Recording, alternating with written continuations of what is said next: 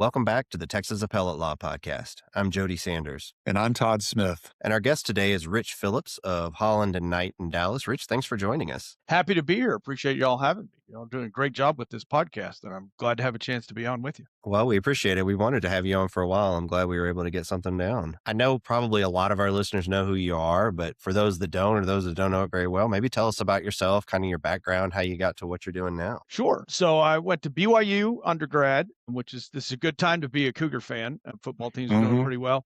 Basketball team was until the last week or so. But we'll see. Maybe the freshmen will figure it out. I don't know. But my wife, I met at BYU, but she was also a Texan. So we always knew we wanted to come back here. Was able to get into law school at UT and went back to Austin, which, as you guys probably both know, Austin's a hard place to leave. We had 4 years there, 3 years of law school, and then a clerkship at the Texas Supreme Court. But Dallas was probably a better market at the time. The dot-com boom had busted right as we were getting out of law school. So we came back to Dallas. I started practicing at Thompson and Knight, which was just a fantastic group of people there, and have been sitting in the same office basically for a while. We merged in 2021 with Holland and Knight. But for me, it meant having to learn a new email address. But I stayed in the same office. I like to tell people we kept the Holland from their name and the Knight from ours, but that's not really true. I was going to ask if there was any relation. Yeah, no. I tried to get them to go with Knight squared maybe, or Knight E-Knight in south of the border, but they didn't go for that. But and then basically my clerkship turned me on to appellate law. I had done like Hutchinson Moot Court at UT and had enjoyed that, but didn't really know exactly what I was going to do until I got to the court, and then just fell in love with all parts of appellate practice. And so went to Thompson Knight, told them that's what I wanted to do. And they were very supportive. I mean, I was like a second-year associate, and they sent me to the UT CLE. I had no business being at that. You got a second-year associate. I wasn't practicing appellate law. But they were totally cool to send me. Luke Ashley, who you guys probably know, was there for a long time and was very supportive, getting me involved in stuff early. He took me to a Fifth Circuit argument pretty early on. And from there, I was just able to build it into being able to do what I do, which is, I didn't know it when I went to law school, but this is just exactly what I wanted to do. Yep. I'm kind of the same way. Who did you clerk for? Tom Phillips. Well, there you go. And no relation, just so we're clear. There was no nepotism baby. There involved. was no nepotism involved. Although, if you guys knew Bill Willis, who worked for the court forever, Bill used to tease me all the time when I walked around. I don't think he called me a nepo baby, but every time I saw him in the hall, he like kind of teased me about the idea that I was related to the chief. He thought that was hilarious. Oh, that's funny. Well, we want to have you on to talk about permissive appeals, but before we get to that, permissive appeals in Texas is one of those things that has changed over the years as to what you can appeal in an interlocutory nature. And I think the big change to the statute that really kind of created the current practice was about 10, 15 years ago? Yeah, it was in 2011. Okay, there you go. And I guess you're in kind of a unique position because you're on the Supreme Court Advisory Committee, but can you kind of walk us through what that committee does? And then what happens when, for example, like the legislature passes a new law that says, hey, you've got to have these kind of permissive appeals now, Supreme Court, go write a rule and figure it out, and just kind of talk about that? It is an interesting process. I've not been on the committee for very long. I'm in the middle right now, I think, of my second appointment to the committee, which they run in 3-year appointments. I had to kind of beg Chief Justice Hecht for a couple of rounds to put me on because I was really interested in getting involved. But one thing in talking to people that have been on the committee for a long time, and I've seen it myself now, it's increasing that the legislature will pass a statute and then say, court, you adopt rules. And sometimes it's like, we'll pass a statute in June and we want the rules in September or by the end of the year. And so during a legislative year, we know we're going to be busy and we're going to get a lot of referrals from the court. And that's one thing I think a lot of people, and I didn't fully understand this before I got on the committee, this is not a committee where you go and you say, hey, I think we should change this rule. We're a committee where we have to wait for the chief to send us a referral that says, all right, the court would like you to look at rule X, Y, or Z. And then it gets assigned out. We have subcommittees for different rules. The civil rules are split up into a whole bunch of different subcommittees.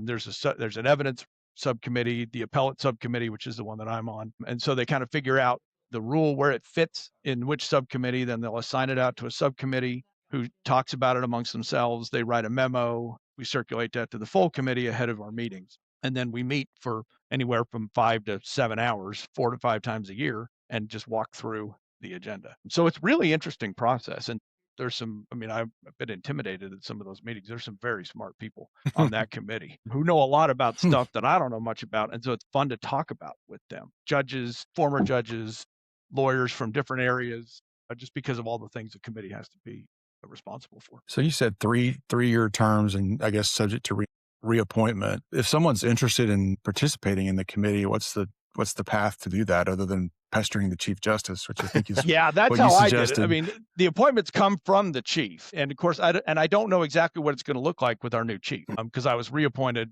before Chief Justice Hecht had to retire. So, and he was not only the Chief Justice, he was also the liaison, the court's liaison to the committee. So he came to pretty much all of our meetings, along with the deputy liaison, who has been Justice Bland for a long time. With the new chief, Justice Bland is the liaison, and Justice Young is the new deputy. So the two of them are usually at our meetings. So I mean, I would suggest that. I think I would reach out to maybe one of them. The other way you could do it, I guess, would be to reach out to Jackie Dormeyer, who's the Supreme Court rules attorney. And by the way, she's incredible. The work she has to do, I think she does a lot of the work of taking what the committee talks about and our discussions, because we'll sometimes talk about like revising the proposal on the fly during the meeting, right? So somebody will say, well, what if you use this word or that word? And she's the one, I think, that takes that and turns it into something the court can talk about in their admin conferences. So that may be probably, now that I think about it, Jackie's probably your best bet. Just send an email to her and let her know you're interested, and she can pass it up to the court. Well, I'm going to apologize now if Jackie gets a flood of emails. Yeah, sorry, Jackie. She gets enough right now. She's probably getting, what she's getting flooded by right now, I'm guessing, is comments on the summary judgment rules. Summary judgment. Oh, yeah. Yeah, that's a hot topic. I've sent mine in. Sure. Todd and I did an episode on that a couple weeks ago, so I sent mine in afterwards. Well, and I'll tell you, the transcript's not out. We met last Friday, the 30th of January, and there was a lot of amendment to what the court had put out based on comments that had been received already, based on some things from the subcommittee that had worked on it. And we can talk more about that rule if we want, but it is a really interesting iterative process of comment and think about it. And then the court does what the court's going to do. And then sometimes there's more comment. And we try to do what the legislature wants, but sometimes that's hard. The summary judgment rule is a good example of that one, right? The first version of the summary judgment statute said you'd have that the court has a certain amount of time, 60 days, I think it was, to consider the summary judgment, have a hearing or submission. But the 60 days started at one when the response was filed, according to the statute. And that doesn't make any sense under our rules, right? Because the deadline for the response is set by when the hearing is. So the first time we talked about that, when after the statute came out, we got to the committee, the subcommittee was like, well, we don't know what to do with this. Because it just doesn't make any sense. I mean, we could completely rewrite the rule, but that's just weird. And I don't know if the legislature had a sense for that before our meeting, if somebody had flagged it, but they fixed it in the second called session and put it into the omnibus courts bill and changed the deadline to run from the date that the motion is filed. So sometimes it's kind of one of those, I mean, this one was iterative, going back to the legislature and saying, please fix it. But even then it was weird because the first statute went into effect September 1 and the next one didn't go in effect till December. So technically from the 1st of September to early December, everybody was operating under a statute that was essentially not possible to implement. And I think everybody just kind of went, nobody's going to mess with it. The court didn't worry about getting a rule out for that. Right. Yeah, I think if you're the non-moving in that case, I'm just not going to do anything. Let's make sure to not set this thing out. That just didn't work. And I don't know where that language came from in the ledge, but I don't think it was somebody who practices law in Texas, at least not trial law. Well, it was good to get it fixed before there was a rule that had to be rolled out. Yeah. And I know you guys you talked about, well, do we need to rewrite the rule? Well, that's essentially what happened. And maybe the court, I'm sure, had a ton of input on what the final rule looked like. But, one thing I commented to Jody when we talked about this on one of our previous episodes is it's not all the time that the court doesn't even issue a red line on a rule change. It just says it's completely rewritten. We're not putting out a red line. Go figure it out. Right.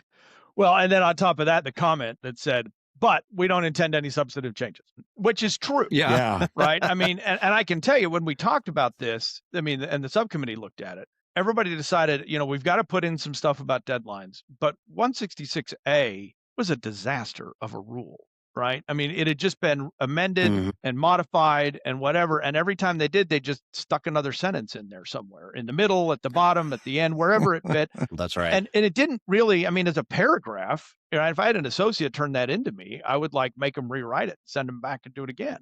because it Mm. just didn't flow. And so everybody Mhm. kind of said, this is an opportunity not to change things or not to change too many things, but to modernize really the rule so that Mhm. it's easier to understand and read. Because sometimes there's a sentence or a phrase in there that if you read it fast and skip over it and you're not an experienced practitioner, you're going to miss it and it's going to cause a problem. Absolutely. So the thinking was, all right, we got to put in these deadlines for the courts to have a hearing or a submission date and a ruling.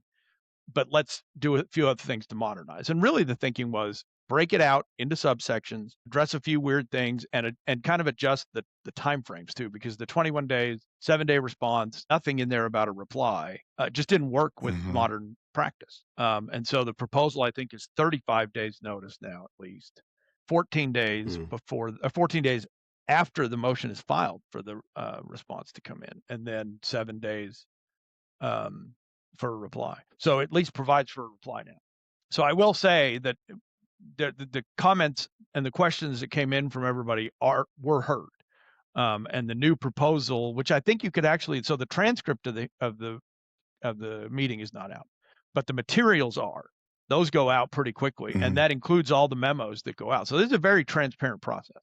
And if you want to go see what the subcommittee proposed to add to the court's version of the rule, it's out there to find. If you just go ahead. Yeah, that's something I definitely wanted you to hit on because it's a process that the average practicing lawyer probably doesn't know much about, and you have to go digging around for it. But if you know where to go, as you say, Rich, all that information is right there for public consumption. And so that's if you really want to dive in, there's plenty of material. There is plenty. On everything, on every talks about, because it is an extremely important committee to the way our courts do business, and has a lot of influence, I know, over what the Supreme Court does. But as you point out too, you're only getting assignments. You're not being proactive. So it's not like you've got folks with agendas coming in and saying, we're going to do this and we're going to try to sell it to the Supreme Court. That's not the way it works. No, not at all. You wouldn't get very far trying to do that.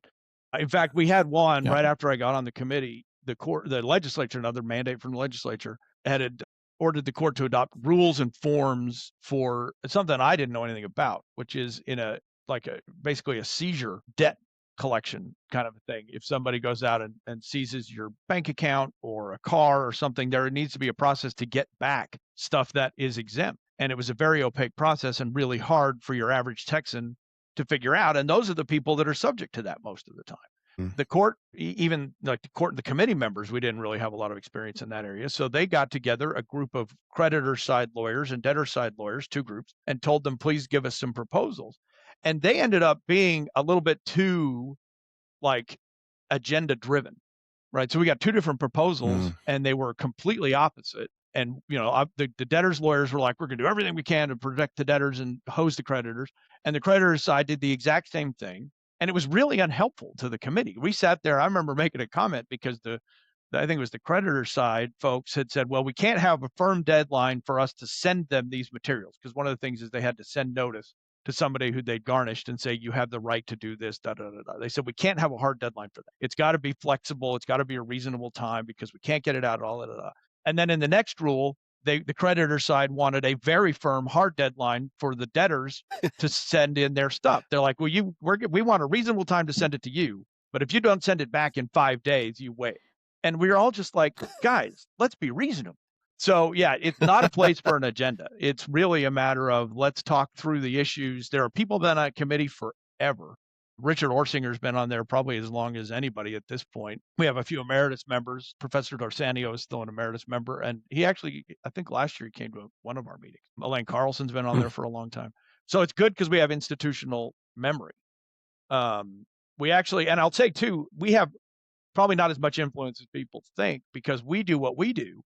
And then it goes to the court and in an admin conference, they do what they're going to do and they take a vote and then they issue the rules. And sometimes things go up to them and nothing happens.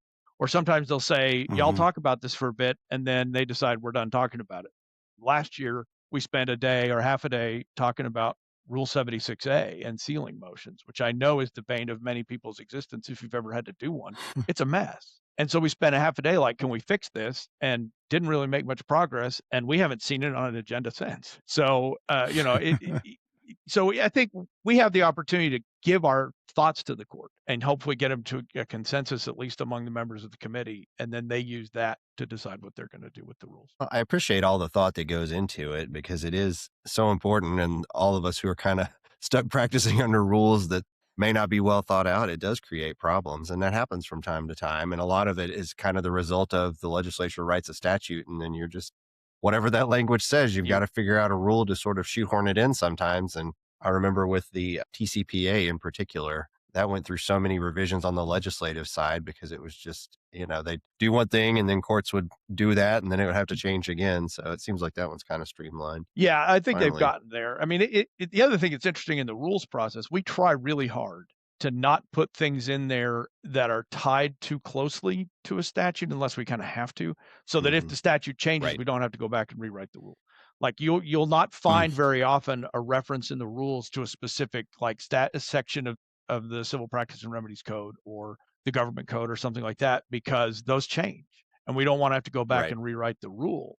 Sometimes we'll put that in a comment, and I was going to say, if you run into something like that, there are avenues, right? Getting on the committee isn't the way to do it, but you can definitely send an email, again, sorry, Jackie, to the rules attorney and say, hey, this is something I've noticed. The other way to do it is the state bar has a rules committee as well, and they do that. I mean, that is, and we get proposals from them through the court, obviously, but if the state bar rules committee says, hey, this is something you need to think about, and they send that to the court, I think that's something the court takes seriously. And if they think there is something there, then they'll send it to SCAC to look at. So we've had a couple of those revisions to the evidence rules, the dead man's statute.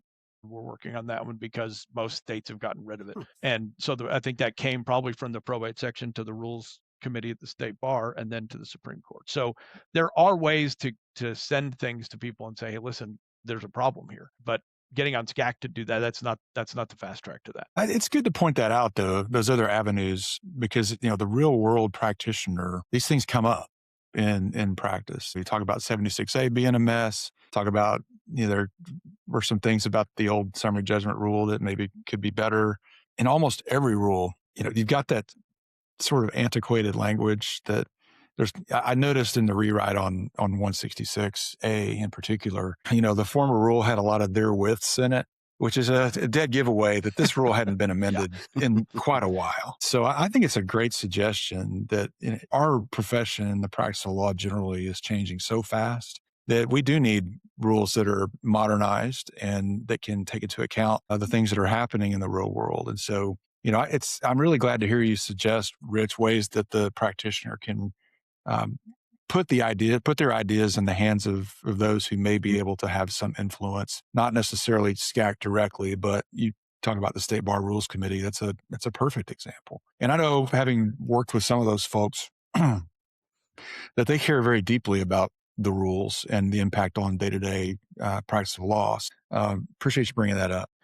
I will say, too, it seems like a slow process in the state system, and it takes a while. But compared to the feds, we move at light speed. The federal rules process to get it amended, I mean, good luck. You might start something at the beginning of your career and see a new rule by the end.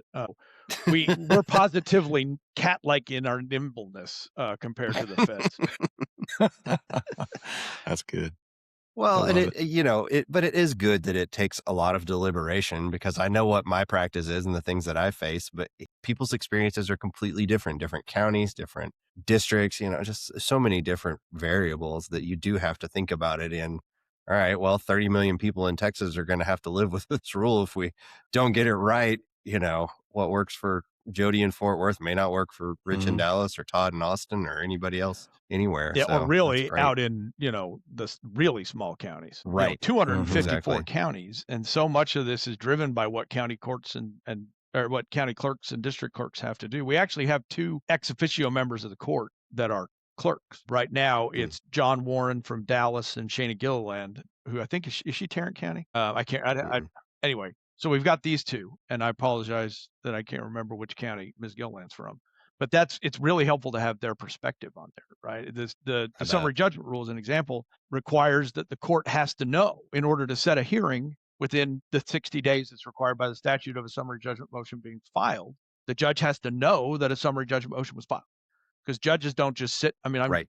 we no, hopefully nobody thinks this, but judges don't just sit in front of their computers waiting, ding, for a new motion to pop up. Somebody's got to tell them it's there. So now it's the clerk's job. Yeah. Right. So we had to consider that and talk with the clerk members of the committee about how are we going to do that and how are we going to there's 254 different ways almost in Texas for that to happen. And so how do you write a rule that accounts for all those things as far as bringing it to the attention of the judge? So it does take a while and we have to take a lot of things into account, but hopefully at the end of the day, we end up with a rule that is usable in every county and does what it's supposed to do, which is make the administration of justice fair, equitable, and smooth as possible, and not something that's designed to kind of trip people up on procedure. Makes sense. Well, I guess we can transition over to the topic we brought you on to talk about, which is permissive appeals. And as I mentioned, in Texas, you've always sort of been able to take an interlocutory appeal on legal issues. The procedure has changed, but I think that the one that we live with now has been around about 15 years, but I feel like people still don't know about it because I mention it in cases sometimes and people look at me like I have a horn growing out of my head. Yeah. They didn't know that was a thing. So I feel like hopefully this is going to, maybe some people will find a new way to take up some issues that frankly, I think really ought to be used more. And I apologize to people at the courts of appeals who may disagree with me on that with all the interlocutory appeals they already have. But from a party perspective, it can be a really helpful tool. Yeah, it can be. And it is, I mean, we've had this for a while. For 10 years, we had one. Actually, for a while, we had one where the courts of appeals didn't have any discretion. One version is that now it required the parties to agree. But once the parties agreed and the trial court said yes, the Court of Appeals had to take it, but it didn't work. And the reason it didn't work is because the parties had to agree, right? And even in situations, and I've had some of these where the other side was like, yeah, let's take it up. But there's a lot of them where you're not going to get that agreement, particularly because the statute required the parties agree that there was substantial ground for difference of opinion, which means whoever won had to agree that there was a substantial chance I should have lost. So doing it by agreement didn't work. The statute or the amended it in 2011 to make this look a little more like the federal version, where you'd ask the trial judge to certify it and then put back in the Court of Appeals discretion to accept it or deny it, even if all the statutory requirements are met. Even then, it took a little while. And I agree with you, Jody. It still hasn't quite caught on. And the Court of Appeals justice members of the committee are going to be grumpy at me for trying to publicize this and get more of these in front of them. But that's because I think it's been almost like a three-way tug of war, or when I gave this speech at the State Bar Appellate CLE, talked about it like the scene in The Good, the Bad, and the Ugly, where they're all staring each other down, getting ready. It's this kind of three-way gunfight shootout between the legislature, who's hearing from their constituents that people need the ability to appeal these kinds of things, and the Supreme Court largely on that side saying you really ought to take these, and the courts of appeals saying, come on. It's easy, right? It's easy for the Supreme Court, right? The Supreme Court in 2019 in Saber Travel, when they said, look, the courts of appeals have discretion, but courts of appeals were really, really, really encouraging you, take these. This is a really important tool. And they kind of said the same thing again 3 years later in Industrial Specialists, although much more fractured, and we can talk about that in a minute. But I think every single time they say that, the courts of appeals are kind of looking back at them going, all right, you 9 have a completely discretionary docket, which means if you see something really interesting, you can take it and you can decide to not take something else and therefore keep your docket where it is. And you seem to forget sometimes that those of us sitting at the intermediate level, we, in addition to these interlocutory things that everybody wants us to take, sort of, the ones we have discretion on, that's just adding to our non-discretionary stuff. All the things that are appeals as of right, and including the criminal docket, that I think civil practitioners forget sometimes that they've got a sizable criminal docket they have to deal with. And then all the things the legislature's told them get priority. I mean, you guys have experienced this, I'm sure. Interlocutory appeals just generally are supposed to be expedited and supposed to get accelerated treatment, right? And right. And no, it never happens. They don't. In the docketing statement, you're supposed to tell them, is this supposed to get preferential treatment? But there's so many things that are supposed to get preferential treatment that almost nothing gets preferential treatment anymore. So I can understand from when everything is accelerated, nothing is accelerated. Right. That's right.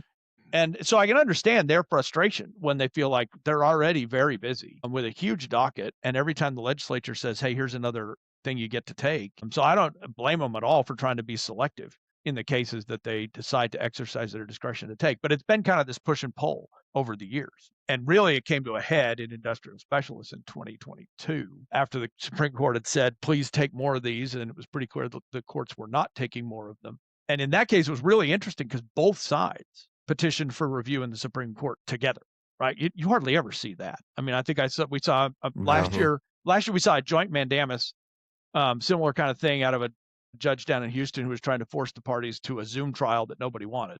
And so they were together in trying to mandamus the trial judge. But this one was both sides going to the Supreme Court and saying the Court of Appeals abused its discretion in declining our interlocutory appeal. And it totally fractured the court. Justice Lerman didn't sit, and so there were 8 left, and we didn't get a majority. We had a 3-judge plurality that was Justice Boyd with Justice Devine and Huddle, and then a 2-judge concurrence with Justice Blacklock and Justice Bland, and then a dissent by Justice Busby, joined by Chief Justice Heck and Justice Young. And they kind of fractured over how much discretion is there in the Court of Appeals and what can we require the Court of Appeals to do. Everybody agreed, and it's a really kind of an odd thing. So there's the statute requirements that you have to meet. And then, but it still says after that, the Court of Appeals may grant permission if all the statutory requirements are met. So there is that layer of discretion. And what does that mean? And I think all 8, it's a little unclear, but I think all 8 industrial specialists agreed that the Court of Appeals essentially had almost unfettered discretion to say we don't want it, even if all the requirements of the statute are met. But the courts of appeals weren't even getting to that, because what was going on is they were looking at this, and they were taking the statutory way out, but they were doing it without much analysis. They were just basically writing what similar to a mandamus denial, right? A 3-sentence. The party has asked us to the permission for permission to appeal. Here's the statute. We find the statutory requirements aren't met, therefore we deny. No information. And that was a lot of the focus of industrial specialists' opinions, which was we really should require them to give us more information. But they couldn't get 5 who said they could require it. And so they then sent it to the SCAC and said, you ought to think about writing a rule where the courts of appeals are required to explain themselves. And at the same time, the legislature passed a statute that said the same thing. So, and the idea there is, let's have some explanation as to what you're doing and not just cut and paste. Everybody knew it was a cut and paste job. One of the Houston courts, and I can't remember which one now, was literally cutting and pasting the exact same order every single time.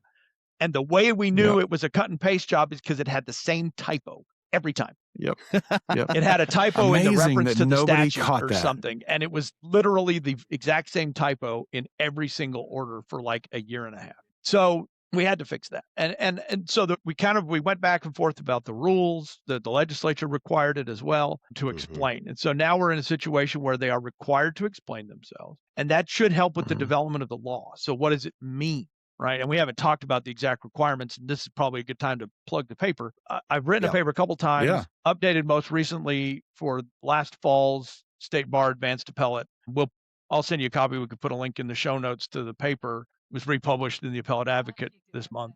That's got all the requirements in it. And I'll put the slides up there. And I've also got some stats, which I've updated for today, and we can put the updated stats as well. But the requirement is it has to be a controlling question of law as to which there is substantial ground for difference of opinion, and that an immediate appeal may materially advance termination of the litigation. But nobody knows what those things mean. Some of it's easy, right? We all know what a question of law is versus a question of fact. So if you lose your summary judgment motion because the court says, I find fact issues, you can't take that up under this statute. What does it mean for a question of law to be controlling? Who knows, right? The courts have been all over on that one. And it ends up being synonyms for controlling, really important. And it kind of bleeds over to may materially advance termination of the litigation. Is this the kind of thing that if we decide this, it's going to shorten the litigation, it's going to move people along? Although people have tried, and this is discussed in the paper, saying that if you get this resolved, it'll give us a better chance to settle the case. And some courts have said, cool, that works. And some courts have said, isn't a controlling question of law. The Dallas Court of Appeals is a little bit of an outlier right now. Their view is, and they did this under may materially advance the termination, but again, it's kind of bleeds over to controlling question of law. But basically their formulation is almost, if we decide this issue, then one of the parties should be able to move for judgment without any further litigation. And if it's not that, interesting, or real close to that, then you're probably not getting it in the Dallas Court of Appeals, which I think is probably a little on the harsh side of that standard. Yeah, that's pretty high standard there. Yeah, I mean, it's almost like once you resolve this issue, we get to final judgment. I mean, what's the point, right? So we'll see. I mean, what if you've got multiple issues, multiple theories in the case, and you can get rid of what was probably the principal theory, and the others maybe fall away after a decision on the principal theory, That's a good strategy. Yeah, that's interesting. Yeah. And in some courts that will work. And in Dallas, it may not, unless you can really kind of show that it's like the ultimate, like that's the main theory and everything else is just clean up. I mean, even with that, I'm not sure that'd get you there in Dallas. So we need more case law on what these mean. And we're starting to get it since the 2023. That's the good news, since the amendments to the rules and the statute, that the courts are generally following this instruction and they are writing and explaining themselves. The other requirement is this thing of substantial ground for difference of opinion. Again, nobody's quite sure, right? If there's a circuit split or a split of authority among the courts of appeals, that's pretty good indication. And that one's like a slam dunk. Yep, that meets that. What if it's an issue of first impression? Some courts have said, yep, that can be substantial ground for difference of opinion because nobody knows. Other courts have said, nope, it's an issue of first impression. We don't know what other people think, so there's no substantial ground for difference of opinion. There was a case out of Houston when I did the paper in the fall that was actually in front of the Supreme Court. Hopefully we were going to get an answer, but unfortunately the parties, after the Supreme Court asked for a response to the petition, this party settled. So this case isn't going to be it. But in this case, it was called VCC is one of the parties. It's in the paper. But the trial judge specifically acknowledged the controlling law and said, I just disagree with it and refused to follow it. And then, so the parties took it up and the judge said, you can take it up. And they took it up and the Court of Appeals said, well, what do we do with this? Because it's the Court of Appeal, the trial court said there is a controlling law and I know what it is. I just don't like it. And so it ended up, they denied it with 2 concurrences. And the one concurrence said, this just doesn't make any sense, right?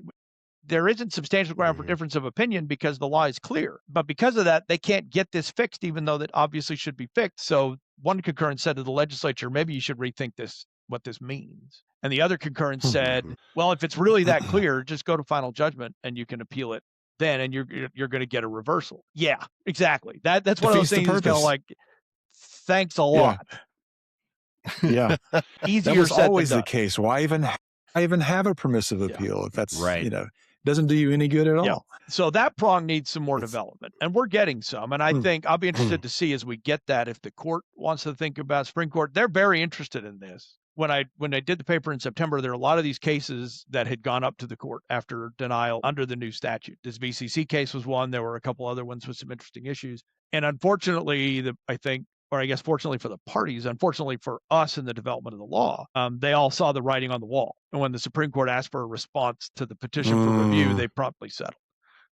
So all the cases they wanted to take have gone away, but they're clearly interested. This is one of those, if you've got one that you take up and the Court of Appeals denies you, if you can find the right hook, it's worth taking to the Supreme Court because they are looking to take some of these. I was having to dust my memory off because I remember looking at this issue when the legislature made the change and then the Supreme Court adopted the amendment to Rule 28.3, and there being this built-in now feature of the Supreme Court has the ability to review the Court of Appeals' reasons for denying the petition. Is that the issue that most of these petitions are going up on? What's the approach? Let's say in the cases, I know you follow this closely, Rich, but let's say in the cases where there's been a response requested to the petition for review, what seems to be, if you can read the tea leaves, driving the Supreme Court's interest in this, is it the lack of explanation or the adequacy of the explanation, or is it the court wants to go somewhere else? It's not lack. There has not been a problem with lack of explanation now since the amendment. In looking at this, I found a couple of them where I couldn't figure it out. The court just kind of said, we find it's not met. But in looking behind it, one of them was a pro se, and the other one was somebody who just tried to call it a permissive interlocutory appeal without actually getting permission from the trial court. So it was pretty clear they hadn't come close to following. That's an approach too, I guess. Well, you can try. So they hadn't even come close to following. Now, I would have preferred in those that the court would have said, you didn't get permission from the trial judge, therefore we're denying. For the most part, the courts are giving the explanation. So I think what the Supreme Court is interested in is, what do these things mean? Like, is this really, like in VCC, I think they were really interested in what is a substantial ground for difference of opinion, and what do you do when the law is absolutely clear but the trial courts disagreed. I mean, there's an argument that that means there's a difference of opinion because the trial court said one thing and the law is clear the other way. And so there's a substantial ground for difference of opinion with the trial court's ruling. Or does it mean substantial ground for difference of opinion among generally the question of law? So I think that's what they're interested in and trying to develop that. The courts have not taken up the last part of it, right? They're still focusing on the statutory standards. They're not really going to the last prong of it, which is even if all the statutory standards are met, we are going to exercise our discretion not to take it. And I think they would still have to explain themselves as to why. And that may help us at some point, if that starts to happen, of understanding what the bounds of that discretion. And I think the Supreme Court's interested in that. What are the bounds of that discretion? Is it straight up? I mean, there's a little bit of daylight, I think, if you read between the lines in industrial specialists. Is it an absolute discretionary decision like the Supreme Court on petition for review, right? We can deny it for any reason, no reason. There is no wrong reason. We don't want it. Or is there some limiting principle on that discretion? And if there is, what is it and how do we articulate it? The only one that's come close to that was a case, I think, from Fort Worth, where they walked through the statutory standards and they found they were largely not met, but they also said even if they were, we would exercise our discretion not to take this because the appellant had waited a long time after the trial court's order to try to take it up. And they just said the delay undercuts the idea that you really need this review. And so that's the only one I've seen so far where they said we would exercise our discretion to deny it. And it's a funny thing about the statute, and people get this wrong all the time. I've had these that I've filed and they've tried to say I'm late because they don't understand the statute. There is a 15-day deadline to ask for the Court of Appeals to take it. But that deadline doesn't start to run until the trial court gives you permission to take it up. And that permission has to be in the order. So if you lose summary judgment, then most of the time you're going to be asking the court to amend the order to give you permission, right? Because nobody's going to say, I should really win, but if I'm going to lose, please give me permission to appeal. You don't want to plant that seed. Right. So you're going to wait till after. And the funny thing is there's absolutely no deadline in there. So you could lose summary judgment and theoretically a year later, go to the trial judge and say, hey, you remember that order a year ago? We should take that up. And if the trial court gives you permission, then your 15-day clock starts then. I've had people say, well, you had to ask for permission within 15 days of the order. It's like, that's not what the rule says. So, but I wouldn't recommend that practice. If you want to take it up and you want to say it's important, you better do it quick. Yeah, it's hard to say it's going to materially advance if you wait a year. Right. So, well, I don't know. That may prove the point, though. if the case hasn't materially advanced otherwise in a year. Well, I guess that's true. Maybe. So, that's an interesting. I was going to say it's just interesting. The Supreme Court, justifiably so. I think it sounds like that. One of the sticking points is, well, what is a substantial ground for difference of opinion? And that I'm sure that process, whatever that term winds up meaning, can get defined in the case law, but that almost seems like that's more of a legislative problem. What do you mean by legislature, substantial ground for difference of opinion? Because where do you read plain meaning in that? I mean, how do you divine what, other than the words themselves? I mean, as we all know, how do you divine what the legislature intended from that, other than the words? And so that to me almost begs for a legislative fix, but I'm not. Good luck with that. Don't get me wrong. Seems like a big ask.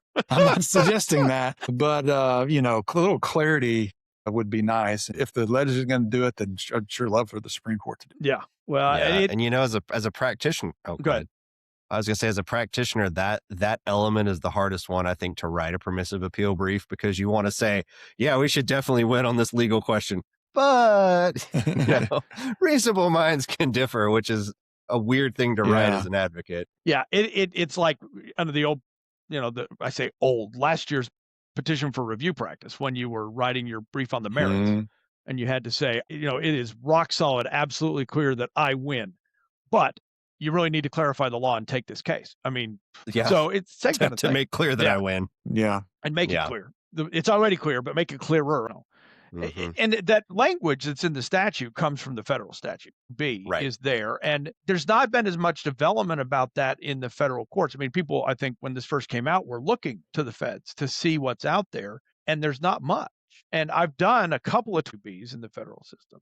I think one reason for it is the district courts in the federal system have been very cautious about what they certify. It's not hard, to be honest. It's not hard to get a district court in Texas to certify a question for immediate appeal, right? Because, take this off my docket for a little while. Cool. The federal courts, I think, have been a little more careful. And this is no knock on either side of it. It's just the way it's been done. And so I think when those go up to the circuits, The circuit courts have been way more open to taking them because there are fewer of them. And so it just, the law hasn't developed on the federal side either. So at some point, somebody's going to either need to define it, or the Supreme Court's going to have to actually be able to take one of these that somebody gives them and give some clarity to what that means.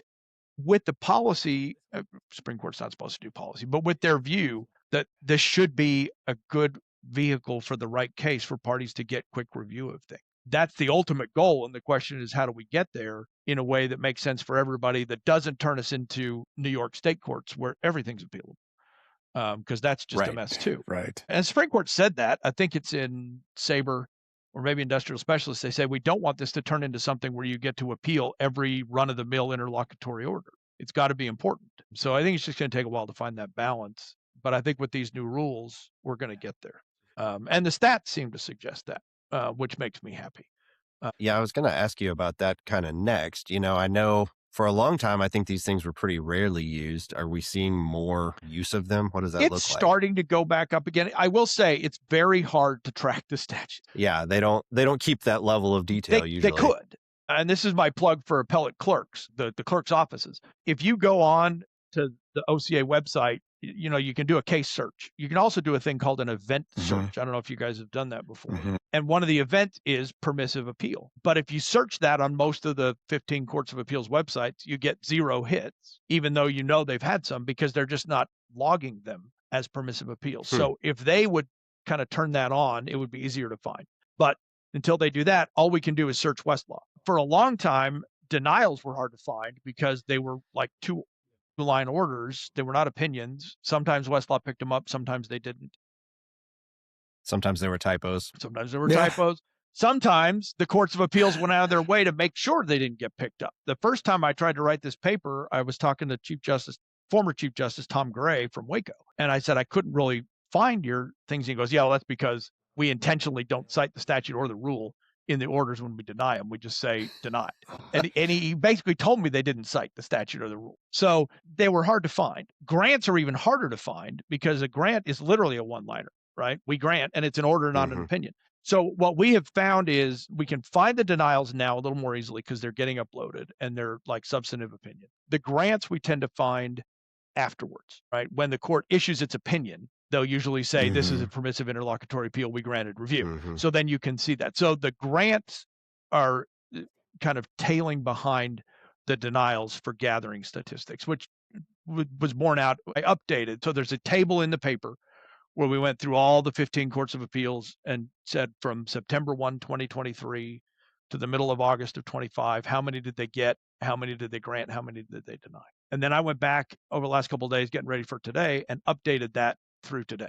It did, the grant rate effectively went up in the percentages that I found, right? So I found a few more that they had granted in that time frame, but we didn't know because they hadn't issued the opinion, but now they have. So the paper, when I did the paper in September, we were showing about a 25% grant rate. The updated paper, we found 18 more cases, and the grant rate went up to about 30%, almost 31%. Okay. So that's not bad. Yeah. It's not a bad percent. I mean, it's better percentage than petitions for review and way better than cert petitions. Gladly. So, I think the courts, if it's the right case, they are willing to take it. The other thing in those statistics is a lot of those denials still are the ones where people just don't quite know how to follow the statute. Yeah. I remember when it first started, there were so many things that would get kicked on, didn't say permission in the order. A judge didn't actually rule or say what the question was. They were working out the procedural kinks for about 5 years before they really even got into the merits too much. Yeah. Yeah. And I put in the paper, there's 2 checklists at the back that you can work through to make sure that your orders say what they need to say and have your timing for going to the Court of Appeals. So those hopefully would be helpful to get people to follow that part, right? Well, and you mentioned earlier, but we will make sure that that information, those materials are available to listeners through the podcast, the downloads that you'll get. But we also publish a blog post in connection with each episode that goes out that will link them there too. So that information should be easily findable by anybody who listens. And if you can't find it that way, send me an email. I'll send it to you. rich.phillips@hklaw.com, and I will send the stuff to you happily. So there you go. I was going to say, going back to the SCAC thing and the language of the rule. So when we first looked at amending the rules for requiring the courts of appeals to explain themselves. One of the questions we had at the subcommittee is, what verb do we want to put in there? Do we want to say identify the reasons, explain the reasons, whatever, right? And so we ultimately went with identify because we didn't want to look like we were trying to make the courts of appeals work too hard. Plus, I knew that the Court of Appeals justices on the committee would not want to vote in favor of a rule that said they have to explain themselves, right? More detail. So we went with, as a subcommittee, identify. We identified that rule, that word choice at the SCAC meeting, and we took a vote. Should it be explain? Should it be identify? And the committee voted pretty strongly in favor of identify. And then we sent it to the court. And then the court issued the rule. And if you go look at the rule, it says explain. The Supreme Court said, Court of Appeals, you get to explain yourselves. You were respectfully overruled. And I was okay with that. So my comment, I think explain was the right one, but it was one of those where it was better coming from their bosses than coming from the SCAC. Yep. So my commentary also, about, I wouldn't say that that's their bosses, by the way. I wouldn't say Supreme Court's their bosses. I think they might take that That's personally, probably too. true. I should be careful about that. my commentary about SCAC having all this influence over the Supreme Court, clearly that's tempered. There are occasional instances in which the court just says, nope, this is how we're going to do it.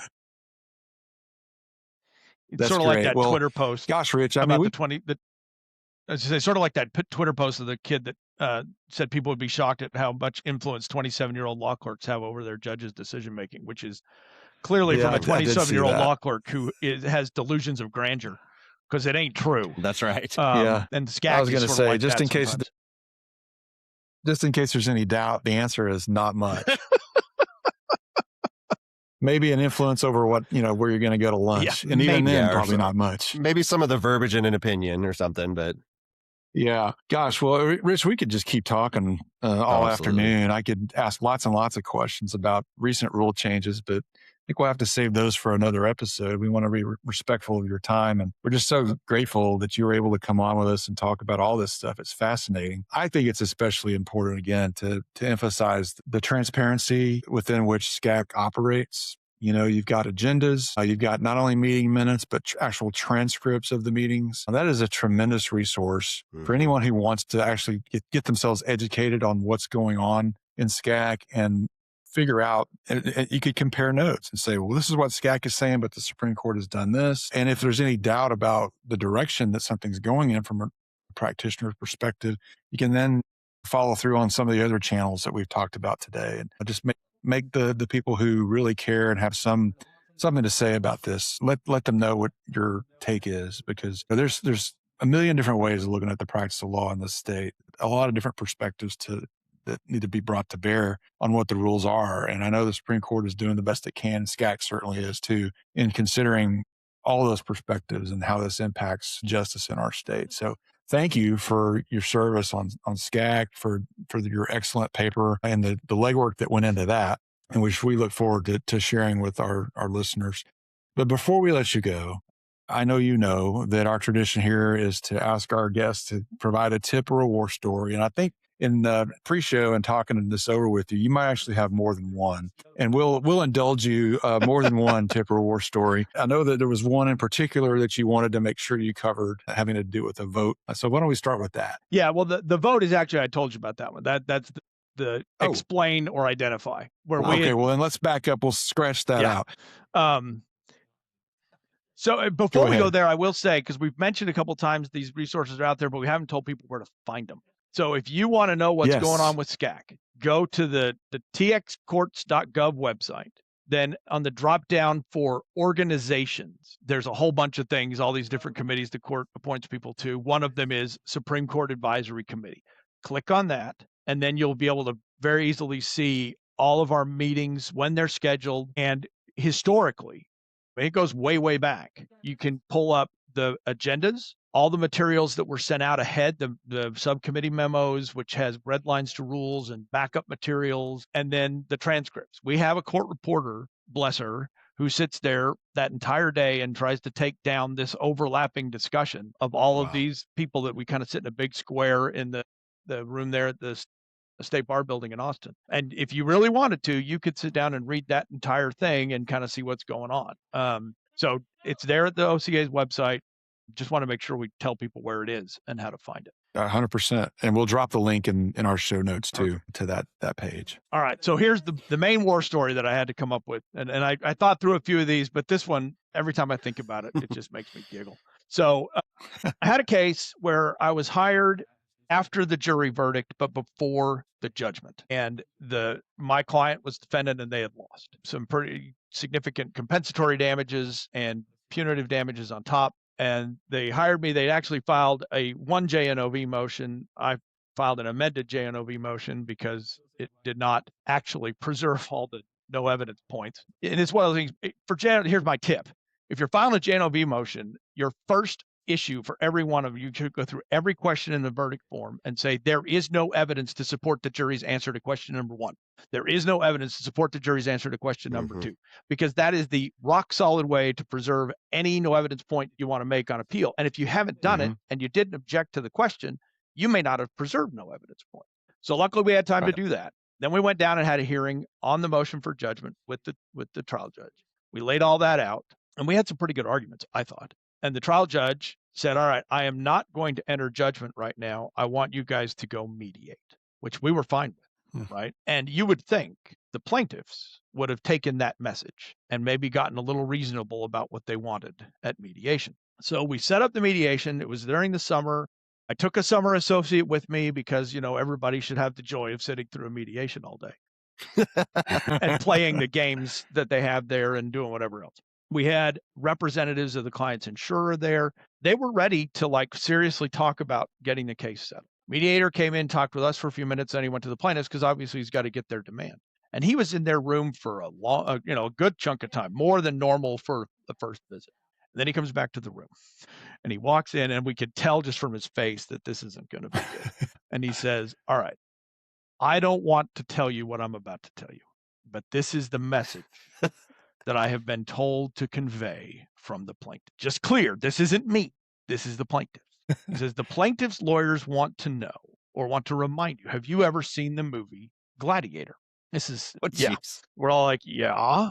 And he says, do you remember the very beginning scene when Quintus says to Maximus, people should know when they're conquered? And we all went, wow. Yeah. And he said, that is the plaintiff's message to you. Gosh. And their opening demand, if you can imagine, was actually more than they probably could have gotten on their best day in a judgment from the court. Interesting. Yeah. That mediation did not last long and we did not settle. And I had to explain to the summer associate, this is not normally how these things go.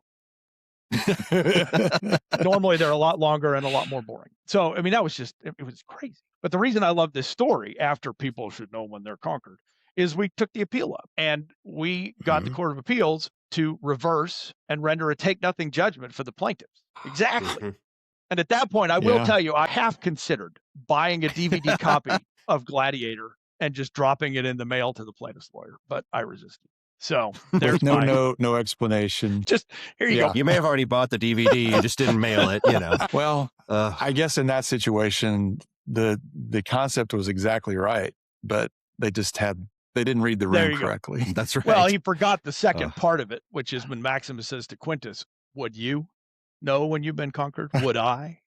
He kind of just, he ignored the next line. Yeah. Wow, what a story. That's a great point to end on, Rich. Hey, thanks again for being with us. We sure appreciate it. It was a lot of fun. Appreciate you guys having me on. And as you can tell, I like talking about the rules process. So if you ever want me back to talk about more rules, I'm game. Well, we will take you up on that because as we've seen in recent times, there will be more rules. Plenty of changes. There will be. That's right.